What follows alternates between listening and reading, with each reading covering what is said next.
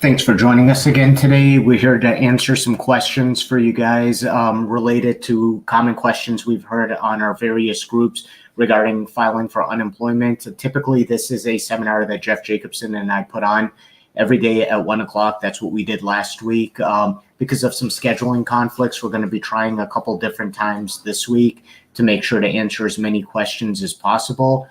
Just a reminder, if you do have any questions, please comment and we will answer it, or click on the link on the top and we'll patch you in so you can ask your questions directly to Jeff Jacobson. We are actually streaming in a couple different places right now. I see Jeff actually coming on. Jeff, give me a heads up if you can hear me and you're ready to be patched on. I know we got a lot of questions that we are ready to answer right now. Jeff, can you hear me? Perfectly fine, all right. Raza. Jeff, you are on. I think your microphone might not be. If you could just check it real quick. It looks like it is. Can you hear me? Can you hear me, Raza? Hello? Jeff, can you hear me on your end? And let me give Jeff a call and make sure that he can hear me.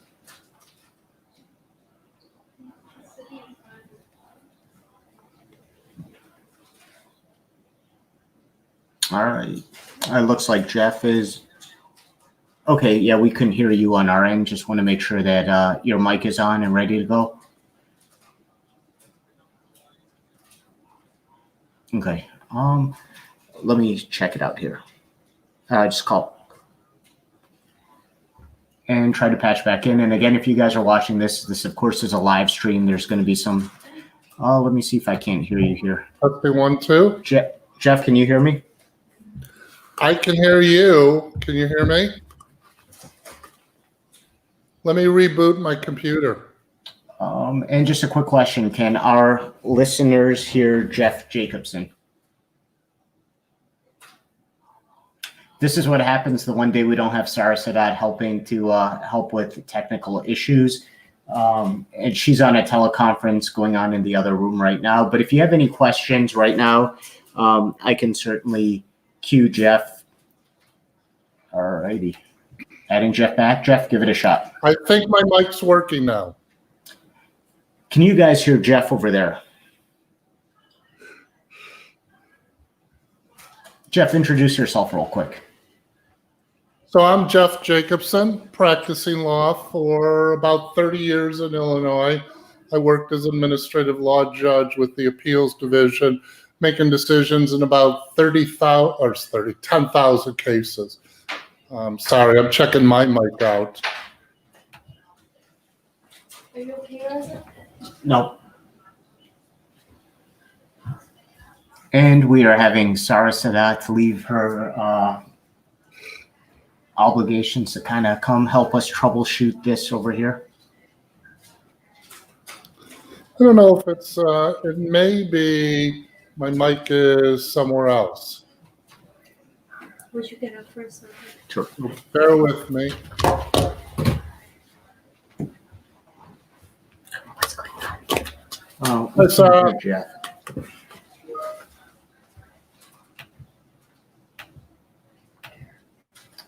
Hey, Jeff, can you hear me? I can hear you. Okay, good. And I can hear you too. Yeah. All right, I can hear the echo. All right, now that we got that technical issue resolved, Jeff, let's start this like we were just starting it right now. Any advice you want to give, please do share. Well, so there's a lot of advice, and once again, for those that may have not heard me or come on, so I've been practicing law for about 30 years now. I used to be an administrative law judge with the Department of Employment Security. I heard and decided on about 10,000 cases, but I practice in all areas of employment law. We do general practice from estate planning to bankruptcy, which all those areas now are impacting people a drastic amount. Some of the things, Raza, in the news that I want to let people know is, according to the state, online filing and claims application will not be available from 8 p.m. to 10 p.m. every weeknight. they're bringing the system down for updates. So those are bad times to do that. I don't know when is a good time right now. And then some interesting thing I just read. So 4.4 million people applied for unemployment in the week ending April 18th, and that's nationwide. 30.3 million have sought benefits for the 6 weeks ending April 30th. So a huge jump in unemployment, which is why a lot of your questions are dealing with no one's answering the phone. I can't get through on the system. That means 1 in 5 American workers are unemployed. Now, one of the things that they're not talking about yet, and they probably will soon, that doesn't represent the 1099s, the sole proprietors, the partnership owners, those people that aren't receiving any money. Their businesses are closed down. The restaurant owners, the hot dog stand owners, the large businesses. I mean, all those people are having, receiving no income. So we're going to probably see those data shoot up once every state is online for people to apply for benefits if they're a 1099 or a sole proprietor. So that's, I think that's news. And then for those of you that are watching and are not a W-2 wage earner, that you're a 1099 sole proprietor, I haven't seen any updates, but I haven't heard that it's not going to be changed. May 11th is when the state of Illinois will be starting up for those that are entitled to benefits but are not a W-2 wage earner. So, if you're 1099, sole proprietor, anything where you receive income but you don't get a W-2 for, May 11th is the date that you should start up. I haven't seen any as this morning. I haven't seen any rules or regs on this. Haven't seen any procedures, so unfortunately I don't have a lot to help you with. I'm hoping on my Wednesday meeting with some of the legislative staff, I'll have more of an update for everyone. Kind of give us an idea what that meeting's about. Are you just kind of giving some feedback as to what you've heard and with these sessions that we're doing right now? So it's more of what the major issues are statewide, what they're hearing from their constituents, what the legislatures are hearing from the state of Illinois. So it's a different perspective. It's more, statewide and global than what you and I are doing. We're answering questions of, the constituents, trying to help them out. And bear in mind, while most of the people have been employees, there's a lot of questions that the employers have. Can they file a protest? How does this impact their tax rate? So this isn't just about an individual's, it's about the businesses too, which I think is important. Because if, Raza, as you know, if the businesses aren't in existence, when this is all over with, there's not going to be any jobs. Yeah. Absolutely. And to anyone who's dialing in who hasn't regularly been with us, this is a regular daily actually thing that Jeff and I and usually Sara Sadat do in order to answer questions related to what's going on. There have been a lot of questions. If you're watching this on the Illinois Unemployment Guidance Group, you're kind of seeing some of the same questions we are, and we're using that as a forum to answer some of the questions you have. And again, if you're watching this as a live stream, you can always ask your questions by clicking the link and speaking to Jeff directly, or ask your questions in the comments, and we'll make sure that Jeff has an opportunity to answer. But this is just a forum that we've kind of been going with to help answer a lot of questions, because we've noticed that they're coming in obviously at a very, very quick pace. One of the questions that I'm seeing that was recently asked, has anyone gotten a call from an adjudicator yet? If so, how long did it take to get that call? And we've seen people answering this organically, some saying they should have seen a letter, and then varying responses from we haven't gotten anything from an adjudication yet to I just got a call last week. So obviously this is something that we are discovering as well. Jeff, have you heard any questions that you think it's important to get out there? We've seen a couple more related to a common gotcha we've seen, which is where it asks, how many days are you available to work? And some people incorrectly will put the wrong date. Tell us, Jeff, what we've decided, or what is the way to handle that? So if you're unable to work because of COVID-19, you have a stay-at-home order, you have children at home that you have to watch at, the definition has been changed by the state. You are then able and available to work and actively seeking work. So in the question, it asks you, how many days are you unavailable to work? And a lot of people are putting down 5 days because of the COVID-19. The governor said they can't go to work because their kids are home from school. They can't go to work. That's the wrong answer. So it would seem like the right answer. It's really the wrong question. It should have in the question the information relevant to COVID-19. Instead, that question is related to how the law has been for the last 20, 30, 40, 50 years. So they haven't updated that. They updated the definition that when you're answering, you wouldn't know. So if you're home because of the COVID-19, the number of days you're unavailable is 0. That's the number of days you're unavailable. It is not 5. If you put down 5, your unemployment benefits will not be paid for that week. If you put down 5 for both weeks, you're not going to get a check at all. And then you've got to now get a hold of someone at the state and try to get that corrected. As I've been telling people, give it a shot. You have 30 days to try to get a hold of someone to get it corrected. My hope is the curve slowly goes down and on the number of calls, so you'll be able to get through as time goes by. But do not let that 30 days expire. So if it's been 30 days since you were supposed to get something or something was supposed to be done, do not wait. File an appeal. You can go to my website at jeffjacobsonlaw.com to get the appeal form. You can do a search on IDS appeal form to appeal it, but you need to send an appeal. That's the only way to protect your rights. If more than 30 days is expired from a determination, unfortunately, there's not anything the state can do. Now, maybe on an administrative review or the board of review, they can change that, but the law is after 30 days, it's final. So, I just want to stress, get going on it. Don't wait more than 30 days on any of the process. So hopefully that answers the questions on those people that have been putting down 0. The other thing is, Raza, is, yes, I still hear this. This weekend I was taking calls.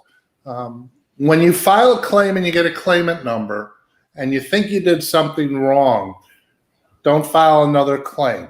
You're just going to mess it all up. Once you get a claimant number, you're in the system. You need to talk to them if you've done something wrong. You can't correct it by filing another claim. What'll happen is it won't let you do it, and it'll mess it up because now you're saying to the state, you've been let go of 2 employers, and it just creates more of a mess. So, correct that by calling the customer service for the state.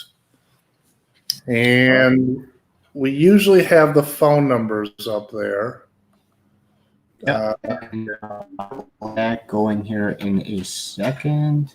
Right, but I'll verbally tell you it's 800-244-5631. So you can call them. They start at 7:30. And teleserve, which is a different phone number. So after you've got a claim, every 2 weeks you have to certify. You should be doing it online, but some people can't do it online. So the phone number for teleserve, just teleserve, is 312-338-4337. Great. And we got a question coming in here. Okay. And I think my internet may be slow. I apologize, but I lost you there, Raza. Can you hear me right now? I can. You're kind of pixelated, and I'm clear, so I hope it's on your end. We will see here in a second, but why don't you keep it going while I find some of these questions. If there's anything and some of the changes in Illinois, if you could update us on some of those. Sure. So actually, let me just talk briefly about the procedures while we're doing this for those that are new, or you may have heard it before, but you didn't realize all the steps. So the first step is you file a complaint, a claim with the state of Illinois. You do it online. My recommendation is to do direct deposit, not the debit card. That being said, if you need to do the debit card, that's fine. So you file your claim. You know you've been successful when you get a claimant number. Now, if you've made a mistake, you've got any problems, as I said, you need to call into that 800 number and get that problem squared away. The employer then will get a notice that you filed for unemployment benefits, and they have a right to protest. They have 28 days to protest.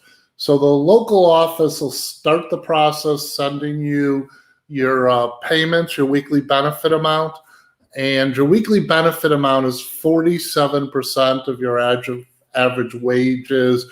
There's a cap. You also get a dependency credit if you have a non-working spouse, and you get a dependency credit if you have one or more children. It's not per child. It's just one or more children. You'll get a dependency credit. If the employer protests and the employer is right, then the state will send you a notice saying you're not entitled to benefits and you need to return that money. Okay. If the employer protests and they're wrong and you get your benefits, either one of you can object to the local office's determination and can file an appeal with the appeal division. And that form is on my website, or you can get it from the IDS website. If the parties don't like the determination by the appeals division, you can then appeal to the Board of Review. No hearing. The appeal was a hearing. The Board of Review makes a decision based on the transcript. I can see you, Raza, now perfectly. Oh, and just a reminder to people who are watching, if you have any questions, the best way to get in touch is to actually comment or click on the link so we can punch you up. I did notice we got a couple to the inbox, which is a little harder to access. If we do it as a comment, I can read it quickly. But now that I got in here, I want to make sure I read this question. Good day to you guys. I opened a claim on 4/10/20. I received a letter, unemployment finding, that stated my first certification date 4/28/20, which I did on this date, but I have not received my benefits, not received a letter that stated anything was wrong. Does it usually take this long? And we've seen actually a couple of questions very pertinent to this, that they heard everything went through, that it should have come, that there was a date. We've heard this with the debit cards. How long should it take, Jeff? So it should take 3 days. That's under a normal system. Right now, we're finding it's taking up to 2 weeks. As I've been telling people, and so we're getting these calls a lot too. They've applied, and I've had one caller wait over a month. So if you don't get something by the 14th day, you need to call. I believe if you haven't received anything in 7 days, you need to call. So here's the process. You're going to get a notification of what your weekly benefit amount is. If you haven't received that in a week, call and find out where it is. And it'll set forth what your weekly benefit amount is, how much you'll be receiving. You'll also get a notice of when to call in to certify or go online to certify. Same thing, Raza. If it's taken more than a week, you should call at this point and find out where it is. If you've received notice, you can look at your funds. If you receive notice that the amount has been deposited in your checking account or your debit card, that means it'll eventually get there. That doesn't mean it's there right now, but that's a good sign. And you need to call every 2 weeks to certify. It says in the letter, if you miss your days to certify, call in on Thursday and Friday. If for whatever reason you miss that Thursday and Friday, you have until next Thursday and Friday. But if you don't certify, your unemployment benefits end and you've got issues then. So make sure you certify. Any problems, at least try to call in. And then we also say is if you're having trouble and you've spent a few days, at least send a letter to the state saying that this is the problem I'm having. I need someone to contact me. Give on the letter your claimant number, your phone number. I'd also include your social security number. Another question we have here. Got a letter May 1st in the mail stating a claim was reopened and I should certify April 15th. Now I've missed 2 certifications. It won't let me certify at all. What do I do?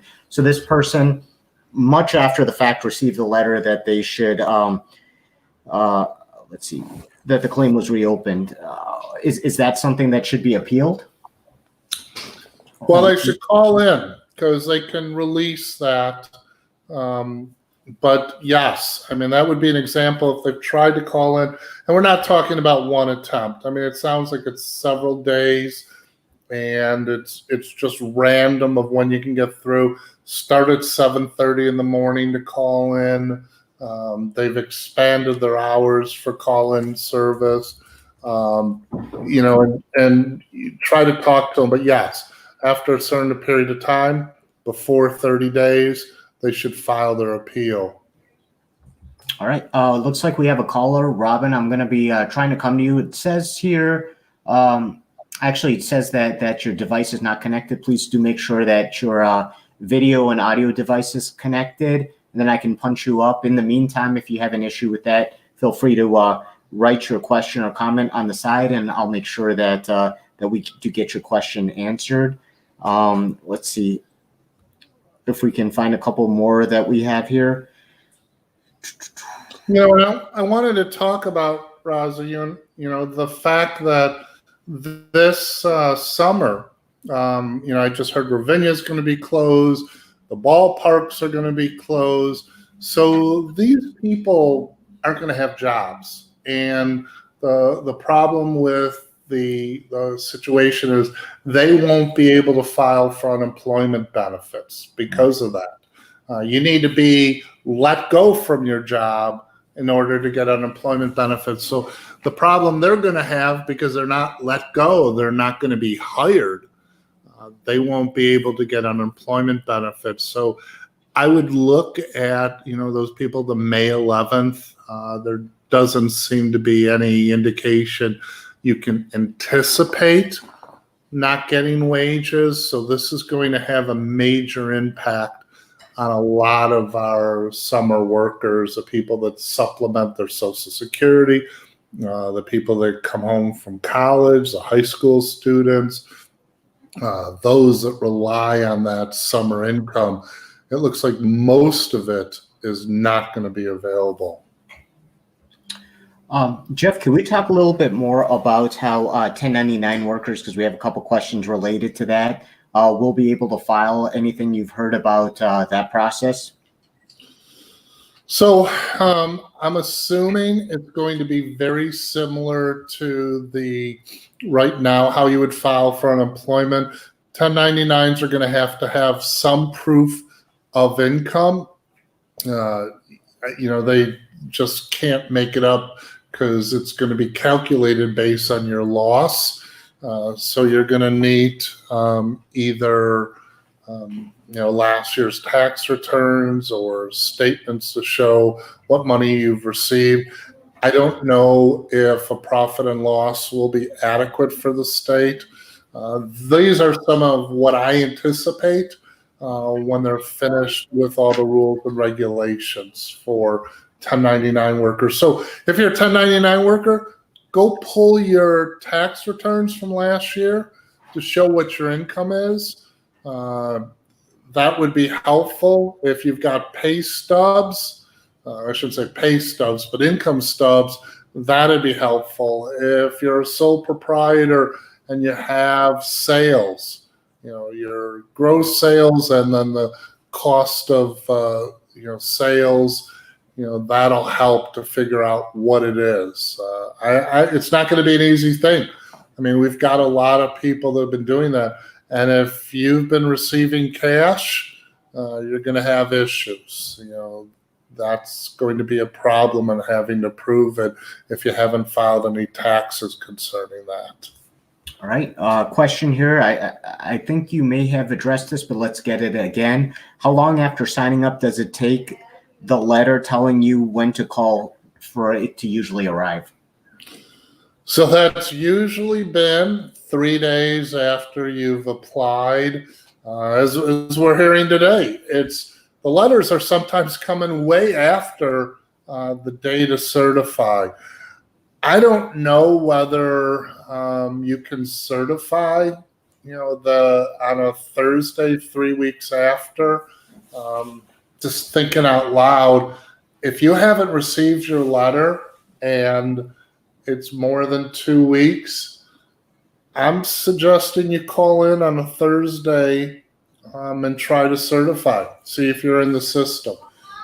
But that's been a big problem. They haven't been getting the letters out in time. So there has. I mean, we had someone today, and this weekend, they got their letter 3 weeks after their date to certify. So there's no way they can do it.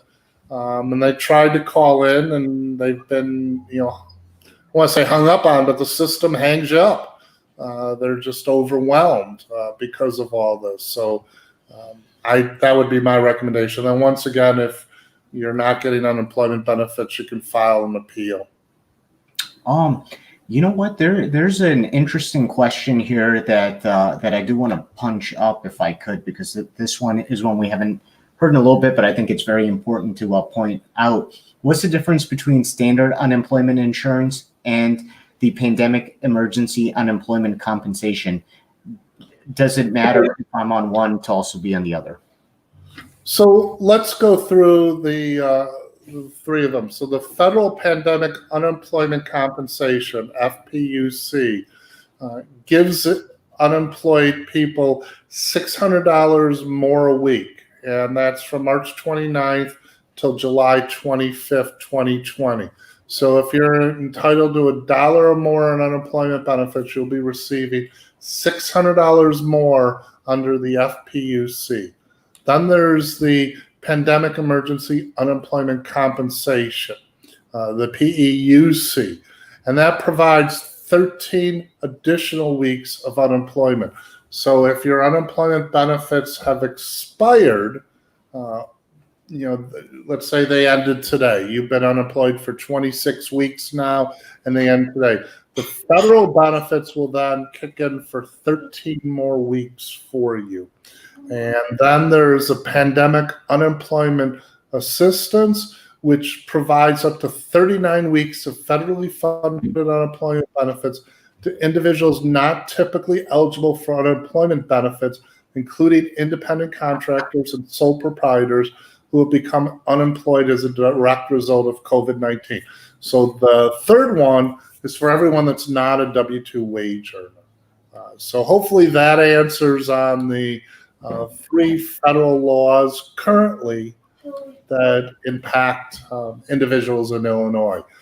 Some states have, and I apologize, I keep scratching my face, and apparently during COVID-19, I now touch my face more than I think I ever did my whole life. So the more you try not to, I think it's scientifically proven, the more you can't help it. So I think we're all a bit forgiving with that, but make sure that you have that soap ready to go. You know what I mean? Because it's important to stay safe. And now that you brought it up, now I find myself on that as well. I'm the only one here, so it's there's no one to share any viruses with. But so hopefully that explains the federal benefits, what you're entitled to. And I'm going to close my door. Hold on a second so we don't get noise. And while Jeff is closing the door, I just want to, because I've noticed a lot of new people joining in, give you an idea. Hopefully some of you guys are familiar with what we're doing. If not, just to give you an idea, we've been taking it on a daily basis to answer some of the questions, because there's so many questions out there regarding what to do, what the procedures are, how to go about unemployment. People find themselves in the situation that maybe they never have before, or even if they have, the situation is different, just an influx of calls coming in. So it's been somewhat frustrating and on people's mind, how do I get through? So Jeff, Sarah, and myself, Sarah's on a conference call right now, so she couldn't join us for today's show, which explains some of the technical difficulties I've had. It's hard to do everything solo, but we're just trying to answer as many questions as we can to make sure that people have the information that they need. It looks like Carl has just dialed in. Carl, it's saying device not connected, so please do make sure that your microphone and your camera is hooked up, and we'll come back to you. In the meantime, you can always ask the questions in the comment section, and we'll get to it. Right. You know what? And also, I've been noticing that there's people from throughout the United States going on, because some of the technology or some of the statements they're making is in Illinois. A lot of what we're talking about is the federal law. So all those federal benefits I had mentioned, the pandemic unemployment assistance, the pandemic emergency unemployment compensation, and the federal pandemic unemployment compensation are all federal laws. And in fact, unemployment is part of the Social Security. So it is created by federal law to all the states, which is partially why the federal government is supplementing it. So I'm hoping that some of the process will be similar throughout the United States. But as far as law, I'm only allowed to answer questions related to Illinois law. That's good to know. But also, if anyone's joining from another state, if you could put the state you're in so we can pretty much see what would be relevant to you, and then give the general information that Jeff was talking about. I think that would be very helpful. But yeah, it looks like some of the questions I'm seeing are ones that we have answered previously. So, right. And Roz, I think that's because we've got people that are finally getting through, finally applying for unemployment. It's good news, yeah, in that respect. That some, like you said, maybe we're on the other side of the curve of the calls that now people are able to get through. I think you said this, what was it, last week, that now we might start seeing an influx of delays in the appeals process because it's coming to that position now. Right. So the system is, as I think I've pointed out, we're, I don't know exactly, like 1,000 times more people than before, filing, maybe millions more. So the system isn't designed for this. So we've seen the first phase where they're applying for unemployment benefits and they can't get through. It's swamped. Even now, we're still having trouble with people filing.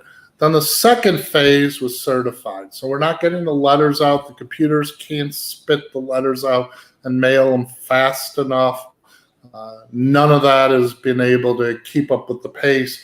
And now what's going to happen after the certification, if there's any issues, people are going to be filing appeals. They have no choice. Either they file an appeal or they lose their money.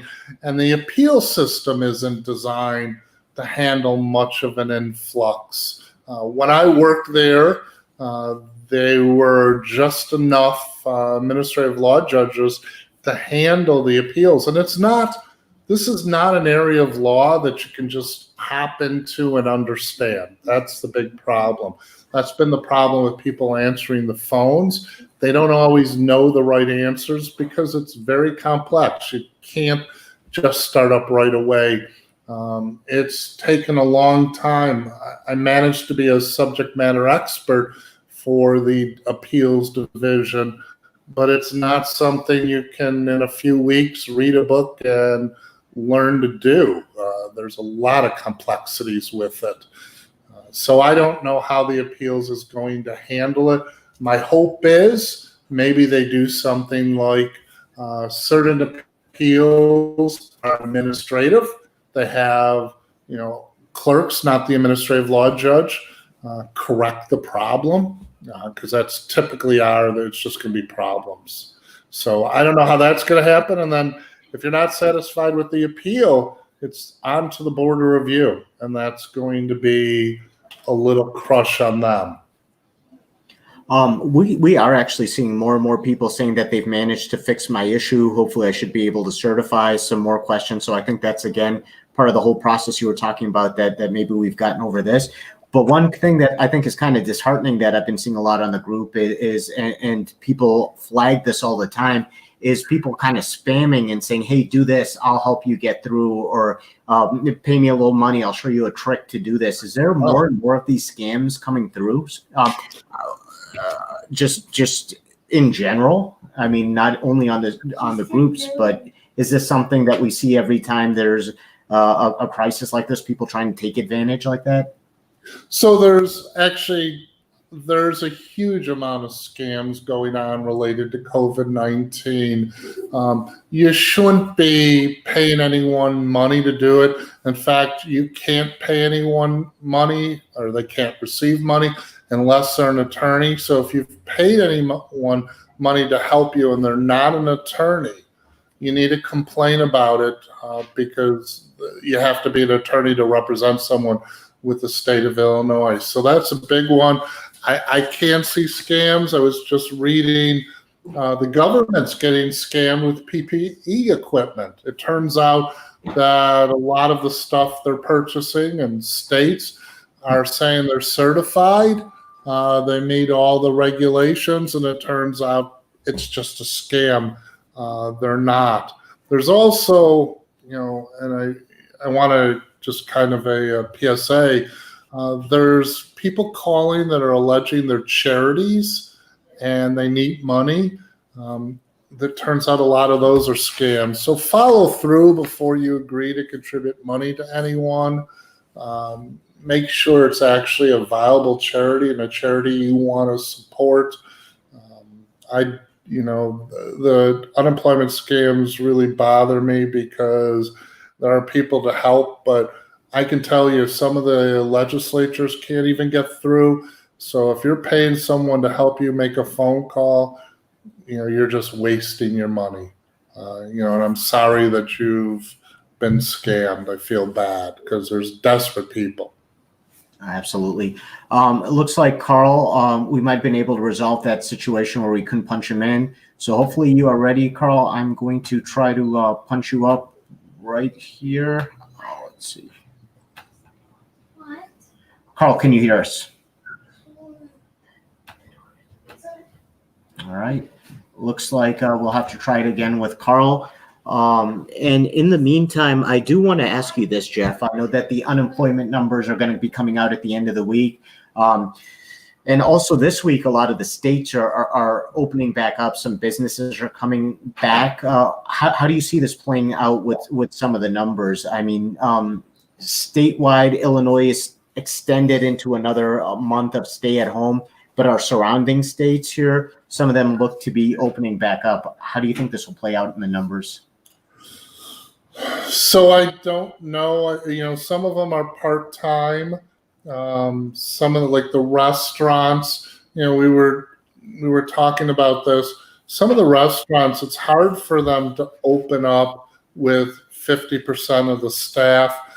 They have an overhead, the lights, the electricity, the stoves, the ovens. They can't do those at 50%. I don't know how they're going to be able to do it or survive. Golf courses have finally opened up, and it's. I was looking to go golfing. There are now 2 golfers per group, and you have to have a pull cart, and you can't be driving in a golf cart. And I was looking to get a pull cart. Pull cart manufacturers have to be happy right now because they're all sold out. But I don't know how some of these businesses are going to be able to partially open up. I don't know the impact. So we're going to have, if you live on a border and, like Indiana, or Wisconsin or Michigan, if they open up for restaurants and you want to go and sit down at a restaurant and you go to that state, I don't know what's going to happen to friends and family that you communicate. And we got one question for someone, and this is related, as I was talking about golf courses. Some of the golf courses aren't opening up. And if you work at a golf course, if that's what you were hoping to do, and you're not going to be working there, you wouldn't be entitled to unemployment benefits. That being said, in Illinois, and I don't know what it is, throughout the nation, but it probably wouldn't hurt. I would file for unemployment benefits on the start date that you should have worked, as well as I would file in Illinois, when they come up with the independent contractors, sole proprietors, 1099, those that normally would not be entitled to unemployment benefits. So if you have a job that you're not going to be able to work because of COVID-19, I would definitely be filing for unemployment benefits now and see what happens. You shouldn't be receiving any benefit now, but you should be once the golf course would normally be open. That's good information to know. I'm also I see, Carl, that you're on there. We can't punch you up because you have your microphone muted, and I can't unmute it from this end. So if you can unmute it, if you're hearing this, we can get you up to have your question answered with Jeff Jacobson. And again, Jeff, I do want to thank you for bearing with us, or bearing with me. And last week we were able to have a pretty consistent schedule, 1 o'clock every day. Because of some scheduling conflicts today, we are going to, with this week, we're going to be on at different times, and we're going to publish when that's going to be. Tomorrow, I believe it's 3 or 3:30. We'll get that put in the post. 3:30. 3:30. So, and that's because we're having someone from Michigan actually also join us. And Jeff, when you first started with us, you helped a lot of people in my union. I'm with the Broadcasters Union, specifically with sports personnel who have been, just that industry so far has been decimated, and trying to help them with the same process. And one of the things is, tomorrow we are having a guest who's actually started a grant to help some of these sports guys kind of get back on their feet and help them out until they can get on this unemployment. And I think it's really important that we talk. Here's what I'd like to do. And Jeff, tell me what you think. I'd like to talk to people who are trying to help out, but also people who are looking to hire, trying to get a virtual job fair going, because I think that's the next step in kind of progressing what we're doing in terms of helping people find employment in a situation like this. Well, I think that would be great if we can help people out, and if we can match employers and employees. It's a win-win for everyone. So that'd be definitely great if you can get it worked out. Yes, I miss Sarah. And Sarah's actually working on that right now as well, because she obviously has a lot of in small business. In the small business community, a lot of leeway and a lot of contacts. So she's working to see if we can set up a virtual job fair as well with this. But I think anything we can do in a situation like this to use technology to help match people with opportunities, I think is something we really need to look at doing. Yeah, I mean, that would be great. So, everyone that doesn't have a job, or if there's any employers, stay tuned, because we'll try to help out. I mean, you've got a lot of people, that have been on this Facebook that don't have work right now. Yeah, so that'll be great. So, Jeff, what have you been hearing about in terms of the appeals process? I know we're anticipating that soon that'll start getting flooded. Have you heard anything to that point yet, or not quite yet? So it won't impact. So what happens is, when you file an appeal, and there's not a lot right now, not an abnormal amount. When you file an appeal, you usually get a hearing in 2 weeks. So it's still, my understanding, it's still on that schedule. My guess is in the next few weeks, it's going to get farther out. And we talk about this. One of the critical things of unemployment is to pay people money for their rent, for their food, for their mortgage, the bare necessities in life, which is why it's 47% of your income. It's not designed to replace your lost income. It's designed to keep you from getting thrown on the street. It's designed so you can eat, basic stuff, not fancy fine dining. And the 47% was a calculation that would help you. Oh, I heard. So my kids have been getting involved in what's going on. One of my kids had told me that people's savings accounts have been going up. They've been saving their money. So that'll help, I think, once stores and businesses start opening up.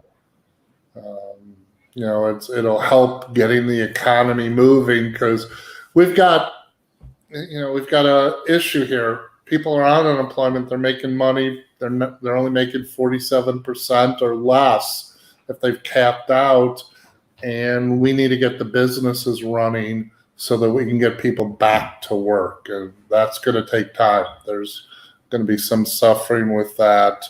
I wanted a quick note. Those that have the inability to read and write, they should be calling in. You don't have to file online for unemployment. You can call in, and then you can use the teleserve to answer it. But there's plenty of those in Illinois and throughout the United States. So, call in, be patient. If you use a teletype system, there's a phone number for that for the state of Illinois. So there's resources. Hopefully those have been ramped up for, people that need it. But I want to let people know there is those resources to get through. I've helped a couple people file because they can't read and write. So I verbalize the questions and talk to them and help them out. So. I know that was actually a comment that came up here as well, that one of the person who's filing, a friend actually wrote for her. She said that she's elderly and doesn't use a computer. And we've actually heard from people, and you've heard from them as well, that use the library, use other venues if they know how to use a computer to have access to it. And that's currently not an option. So I think it's good to get out there that, utilize these other options, because obviously it's a time like no other where if there's this resource available, we should absolutely advertise that or let people know that this is the way to do it. Right. I mean, there's some people that can't leave their house. They don't have a computer. Hopefully they can get through via the phone. I'm sure that there's a lot of people now that don't have any of those resources. They don't have a telephone, they don't have a computer, and they can't go to their neighbors or, friends or family. So, I feel bad for them. I don't know what they'll do if they don't have any of those resources, because you can't go to the library, but hopefully neighbors will be able to help out and, work together. That's one of the things, like the Facebook page, the Illinois Unemployment Guidance. There are a lot of people answering questions, helping, comforting those, letting them know that, they need to do this and move ahead. So it's that has been pretty exciting to see all the people that have been helping out. It's not just you, me, Sarah, and Sean too, but all the people that have been helping everyone answer questions. Absolutely.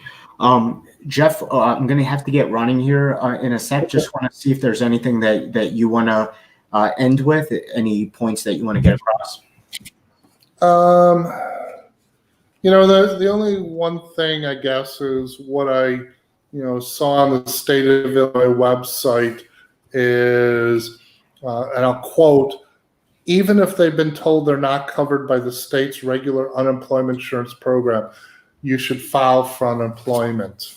That comes directly from the state. So if you think you're not entitled to benefits, you should still apply.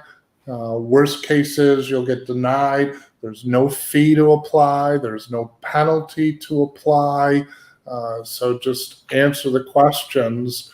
And if you have questions with their questions, because they're not the easiest, the most straightforward, you can either contact me, 331-222-9529. Go to the Illinois Unemployment Guidance website. People help you through that, or call the state. So I think that's basically a wrap up.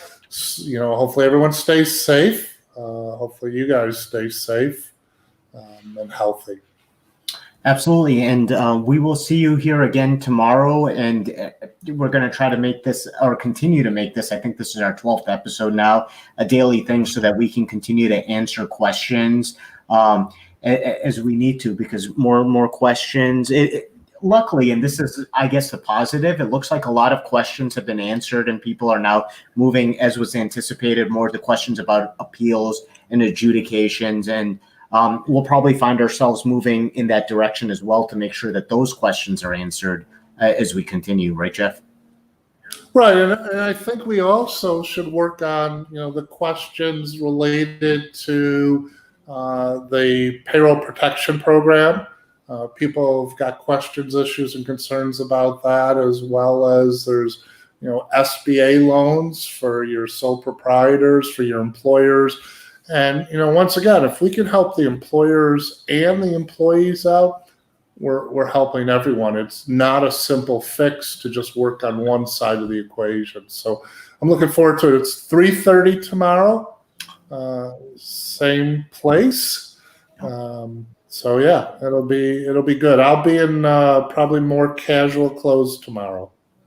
Yeah. You know what? I dressed up in my usual Friday outfit today, just mainly because of lack of clean laundry at this time. So that's what I'll have to do later today. But Jeff, always a pleasure, and look forward to talking to you tomorrow. Thank you again for joining us. Okay. See you, everyone. Bye. Bye-bye.